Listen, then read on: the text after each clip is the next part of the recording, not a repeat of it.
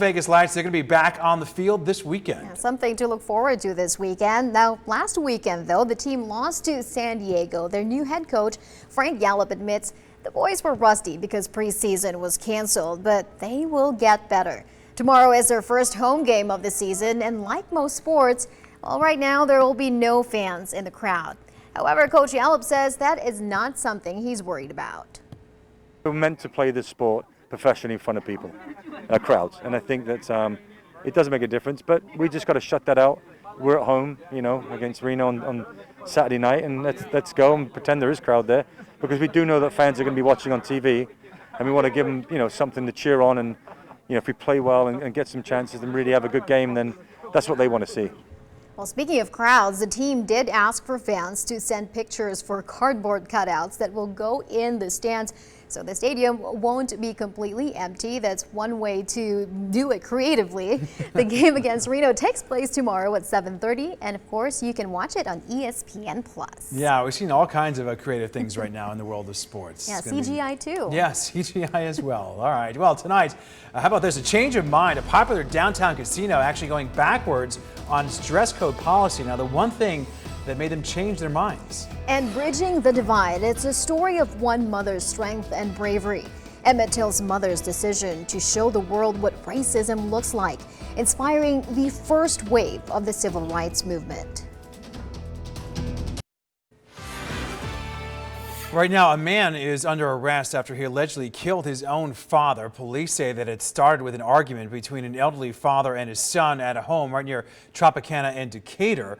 Well, as officers were on their way to that home, 911 dispatch got a call from 67-year-old Oris Jones saying that his father was taken to Spring Valley Hospital, where he later died.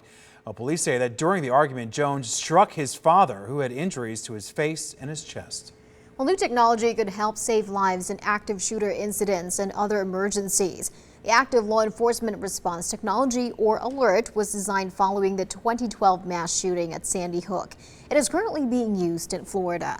The system allows users to hit a silent alarm in an emergency. Police can then monitor real-time surveillance cameras and track a suspect's location if necessary. Designers of the system hope it will be used in places such as churches and movie theaters as well. Oh my God. Yes, really frightening moments here. Power, though, has since been restored after a fire that happened at a substation right near Decatur and Silverado Ranch, but it left more than 8,000 customers right near Southern Highlands without power overnight. Now, fortunately, no one was injured, but the cause of that fire right now is still under investigation. And the D Las Vegas is walking back its new dress code. On Instagram, the hotel and casino said it overreached when it decided to ban guests with neck and face tattoos. A recent video on social media appeared to show a man with neck tattoos being refused entry into the hotel by an employee. Now on Instagram, the D responded saying, "We made a mistake and we will rectify it." Well, new at 6, parents across the country are doing what they can to keep their families safe. But exactly how do you explain to your kids why things have changed? Well, our partners at Newsy asked the experts, well, how do you talk to your kids about staying home? If you speak to them on an adult to adult level almost, I think they appreciate that. If you appreciate their maturity and don't just say, oh, you can't do it, then they're less likely to rebel if they've been involved in the decision making and if they're really understanding the reasoning behind it. Yeah, not necessarily an easy conversation to have. Now, parenting experts also encourage parents to explain that not everyone follows the rules, but it is your job as a parent to keep them safe. And right now, a possible change of plans. What's in the way of SpaceX crew returning to Earth this weekend? And also the push to get students back to the classroom, the concerns over the CDC's guidance on how schools should handle COVID-19 cases. Well, the crew of SpaceX might have to adjust for the weather. Right now, they are preparing to return to Earth this weekend, but Hurricane Isaias continues to churn towards Florida and also the East Coast. Conditions could impact the planned Sunday splashdown for the SpaceX crew. So the capsule bringing the 2 astronauts back to Earth cannot land in winds stronger than 10 miles per hour or in high waves or with rain and lightning in the area. NASA will make a decision on the weather and the crew's return before Saturday night. All right, back here in the valley, our weather's not great, Danny, but at least you don't have to cover the possibility of a hurricane this weekend like you used to back in your days in Florida. Yeah. I got my fill of that. 3 years in South Florida, I have spent enough of my life talking about tropical disturbances. So I'm happy to talk about the heat, maybe a little less happy to be living in it. These temperatures are pretty brutal and will hold with that intense heat into the weekend. Want to get you a check of the almanac this Friday. Happy Friday, by the way. Made it through another week, and this weekend we'll see a lot of sunshine, but those ACs are going to be working really hard. 112, that's where we landed today. Average is 104, so well above the seasonal average. You can clearly see we are closer to record values than normal. Today, kind of a milestone for our 100 degrees of summer. It makes 50 days since Memorial Day in the triple digits. That means $5,000 donated so far by Raising Cane's to the Make-A-Wish Foundation of Southern Nevada. Right now, we're at 109 at McCarran, so we have started to drop for the evening. 111 in Sunrise Manor and Henderson, 112 for North Las Vegas, 81 for Lee Canyon right now. Our wind gusts, though, they're pretty noticeable. This has been a big change compared to what we saw the last few days. It's been pretty calm and quiet. We're seeing a gust pick up that will linger into tomorrow. See gusts speed up to about 30, 31 miles per hour in Boulder City, making it even more uncomfortable outside. You see the wind gusts are expected to linger through tonight, but the overnight hours into tomorrow morning, we'll see that wind and feel the wind weaken a little bit before it picks right back up tomorrow afternoon and evening. So one more day with the total blow dryer effect in full force. Satellite and radar pretty quiet. We've been watching some upper level moisture. It looks like some rain trying to fall near Indian Springs, but the air at the surface is so dry, I'd bet that is evaporating before actually hitting the ground. What you will see, though, is just a couple clouds mixing in with the sunshine for the next couple of days. The excessive heat warning, that is our big weather headline. This continues tomorrow until 8 p.m. with forecast highs 110 to 120 in spots that were shading in pink there. For the next 13 hours, the heat, again, is the sole focus. It looks like temperatures in the triple digits through at least 11 o'clock tonight. It'll take a while to back off with overnight lows at 93 in Laughlin tonight, just 86 in Las Vegas. So not a lot of relief through the overnight hours, and highs tomorrow very close to where we landed today. 107 for Prim and Alamo, 116 for Overton. Looks like a forecast high of 112 again for the Las Vegas Valley. This heat has been thanks to this ridge of high pressure that will start to shift further east as we head into the start of next week, slowly allowing us to fall closer to the seasonal average, which is 104. Looks like we'll make it there again by the end of next week. But through this weekend, it's the intense heat as this excessive heat warning continues. Todd? Danny, thank you. Some are calling it a game changer. The iPhone 12 is the newest model to support 5G. But just why the company is going to be a little late to the finish line. Financial Focus, sponsored by Clark County Credit Union. Taking a look right now, the numbers on Wall Street, the Dow and S&P 500, they're up slightly. NASDAQ is up 1.5%. And in gaming, Boyd down almost 3%. The Caesars is down almost 7%. MGM down 3%. Las Vegas Sands is down 4%. Wynn down 5%. Red Rock Resorts down 6.5%. Right now, if you are holding out to get the latest iPhone, well, you're going to have to wait. Usually, the new iPhone starts selling in late September, but the tech giant announcing this week that the iPhone 12 is going to be shipped a few weeks later than normal. That's because the delay stems from the pandemic, which is causing a disruption in global supply chains. And Starbucks is announcing plans to change its business model as it recovers from the coronavirus pandemic. The company will soon roll out new walk-through stores that allow customers to grab their coffee and go. So Starbucks hopes to have several hundred of these new locations in the next 3 to 5 years. Customers will also start to see curbside service at hundreds of locations starting immediately. Tonight's Financial Focus is brought to you by Clark County Credit Union. Well, shifting strategies next on 13 Action News, live at 6:30. A furloughed fashion buyer helps bring chic twists to the face mask. And also bridging the divide, the story of Emmett Till, the heroism, the bravery of his mother that sparked the first progress in the civil rights movement. 13 Action News, elevating Las Vegas, live at 6:30. Over the next several months, we are helping you get back to business in our series called The Rebound Las Vegas. More than 1.4 million people filed for unemployment benefits last week. It's the 19th straight week that more than 1 million people have applied for jobless aid. Thank you for staying with us. I'm Nina Porciuncola in for Trisha Keene. And I'm Ty Quinones. Now, Scripps reporter Alicia Nieves is looking into the impact that this is having on people who can't afford to grocery shop. Congress has been unable to agree on a new stimulus package, and now a key feature of the last one, the $600 a week enhanced unemployment benefit, has lapsed. We definitely anticipate significant increases to the number of families and individuals that will begin to rely on emergency food programs more heavily as a result of the loss of this $600 additional benefit. Zanita Tisdale was with the Food Bank for New York City. It has provided more than 30 million meals from March to April just in New York. And now, with many on unemployment losing almost 2/3 of their income, there will be an even greater need.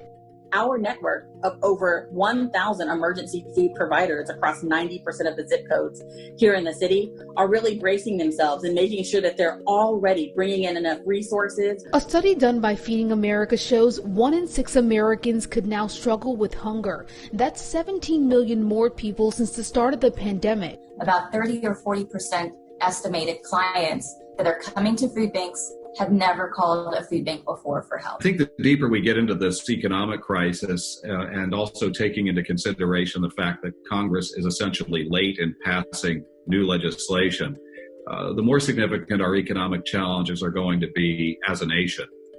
Mark Hamrick is an economic analyst with Bankrate.com, warning if Congress doesn't act to end the lapse of enhanced benefits, not only will more people go hungry, but our economy will take a more troubling hit. The deeper we get into this lack of action on the part of elected officials, the more it exacerbates the level of uncertainty that we have.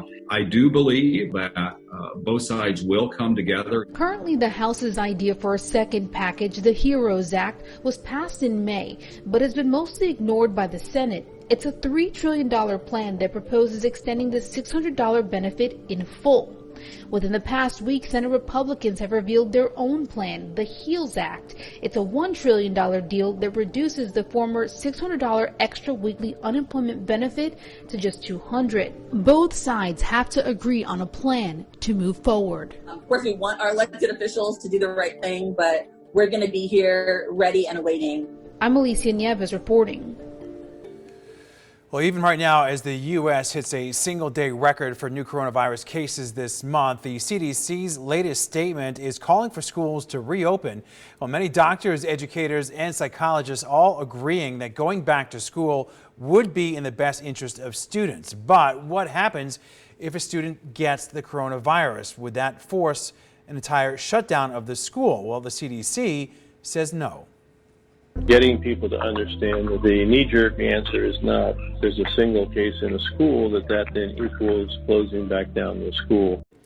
But some doctors argue that one case can quickly lead to dozens of students and teachers getting infected. The other concern is that there's no federal guidance about how to handle a school outbreak. But the CDC says that states, schools, and local health departments are in charge of how to handle any possible outbreak. And there's another concern if kids were sent back to school. What to do with school buses? With poor air circulation and no room to social distance, health officials are worried buses will be the perfect place for COVID-19 to spread. When fully loaded with kids, most school buses fit about 77 students. The CDC is advising buses have only 1 student per bench, taking some bus capacity down to about 12 kids. Meaning school districts would need to run double or triple the number of trips each day. I just can't imagine how we can do it. There's only so much space in a bus. There are just so many questions and really no answers.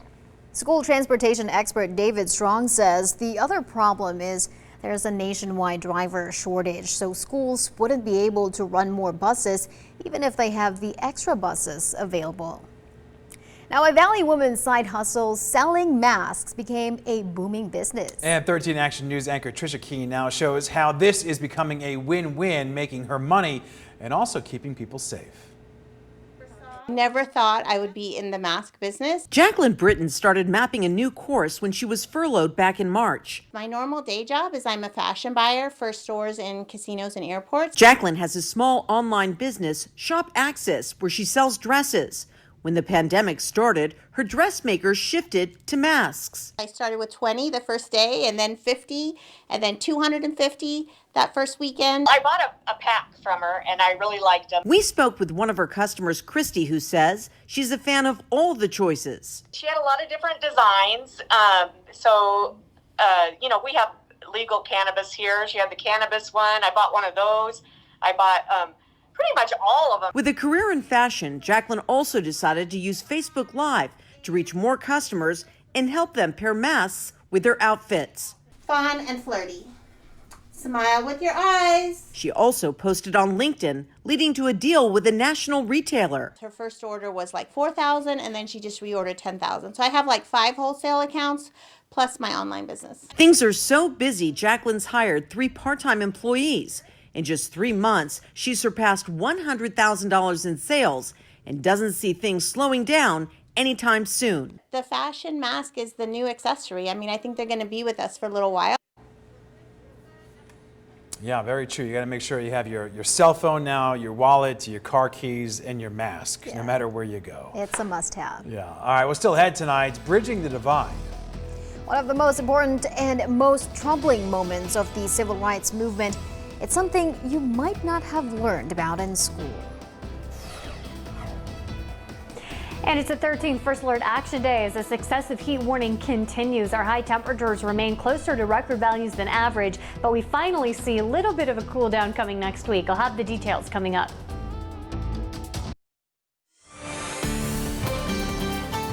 Now, 13 First Alert weather.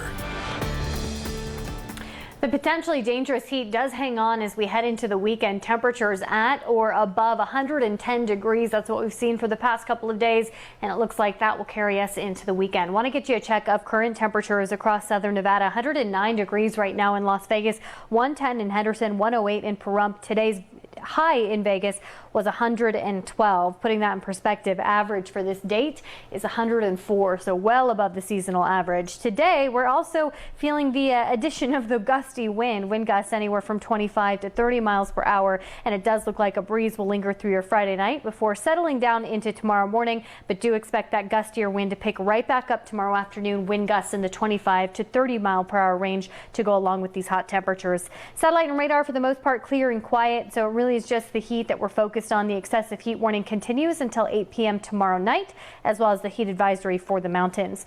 Tonight's planner does show the triple-digit temperatures even until 11 p.m., so it's going to take a little longer to feel any sort of relief, and the overnight hours don't offer much. Our lows will start in the mid to upper 80s around sunrise for your Saturday morning, with temperatures already in the upper 90s by 9 a.m. Tomorrow, we're looking at another day with a forecast high of 112 with a breeze, so tomorrow kind of a copy and paste situation from what we had today. From there, though, we finally start to see a little improvement heading into next week. 110 still on Sunday, 109 on Monday, but by this time next week, we should be back closer to the seasonal average of 104. But please don't forget that excessive heat warning in place tomorrow. Got to be safe and smart, and don't forget to stay hydrated. That was a check of your 13 First Alert forecast. We'll be right back. Well, decades before George Floyd, Breonna Taylor, or Trayvon Martin, there was a young man whose name became a rallying point for the Black community. You might not know his story, but you're about to. And it's a graphic one, and we warn you, it comes with graphic images and descriptions. Now, this young man was brutalized because of his interaction with a white woman. Now, what his mom did was just absolutely astounding after that. Now, 13 Action News is committed to keeping the conversations about race relations going as we continue bridging the divide. And 13 Action News reporter Alicia Patillo shows you some of the early milestones in the civil rights movement. But when you're in another man's country, in another man's land, under another man's flag, and under another man's government, and under another man's court system, you have to look to that other man for justice, and you'll never get it. And Negroes in this country probably are authorities on that. It was 1877 in America. The Civil War had ended 12 years earlier, but the freedoms Black people were promised during the Reconstruction era never came to be. Black people in the South were still living the oppressions of the Jim Crow laws. As the 1890s drew to an end, the Supreme Court would issue a landmark ruling. Homer Plessy is trying to desegregate Louisiana boxcars. The case fails. It's sponsored by the NAACP, but it doesn't work. And that decision essentially institutes what we call separate but equal. So by 1896, it is very clear that the